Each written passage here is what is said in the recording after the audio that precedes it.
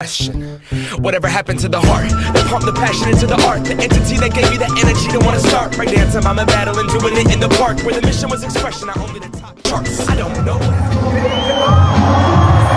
Danny Dan face à Kilian. Très haute tension lors de la finale au championnat de breakdance ce dimanche à Reims. Danny Dan, l'une des plus grandes références de breaking sur la scène internationale, à la fois champion de France et d'Europe. Face à lui, Kilian, son ami, qui compte bien lui ravir son titre. Déjà une battle de titans en quart de finale.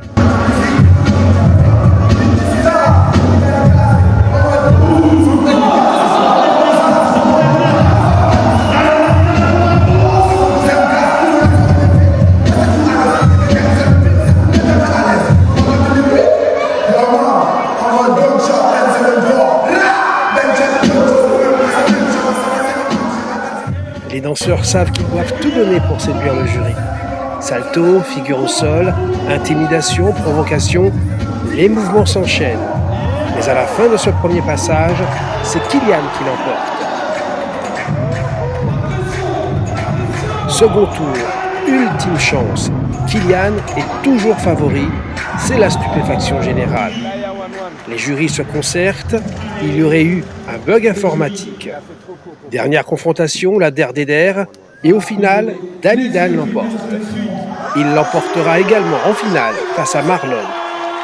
La jeune Bigger Sissi s'est-elle imposée pour la première fois à Reims dimanche. C'est la nouvelle championne de France chez les seniors, dominant en finale Bigger Carlotta, sacrée en 2021. Chez les moins de 16 ans, c'est Lindsay et Juliette pour les b-boys et b-girls qui ont raflé la mise. Parmi eux, peut-être des futurs talents de l'équipe de France pour préparer Paris 2024, date à laquelle le breakdance fera son entrée aux Jeux Olympiques. Une délégation de Martinique avait fait également le déplacement pour se confronter aux meilleurs, mais force était de constater. Les Martiniquais, faut savoir que le niveau dans l'Hexagone est beaucoup plus élevé qu'en Martinique, du fait que dans l'Hexagone, ils ont beaucoup plus de moyens, beaucoup plus d'entraînement, beaucoup plus de profs. Donc, voilà, ça se ressent quand on vient pour les compétitions nationales, que voilà, le niveau est un peu plus bas, mais les enfants ont envie, les participants ont envie. Donc, chaque année, il y a une progression de leur part, donc c'est l'essentiel. Laissant pour l'instant sur la touche des valeurs sûres pour l'avenir. Mon ressenti, c'était que ça m'a appris à apprendre de mes erreurs. D'accord. Et pouvoir faire mieux la prochaine fois. D'accord, donc là, tu es motivée. Là, je suis motivée. Samedi, la veille de la finale, la compétition de Last Chance aura permis à certains b-boys et b-girls, vice-champions dans leurs régions respectives, de se provoquer en battle. Ce que ça va m'apporter, c'est l'envie de travailler plus pour pouvoir passer plus de moves et avoir plus de niveau là.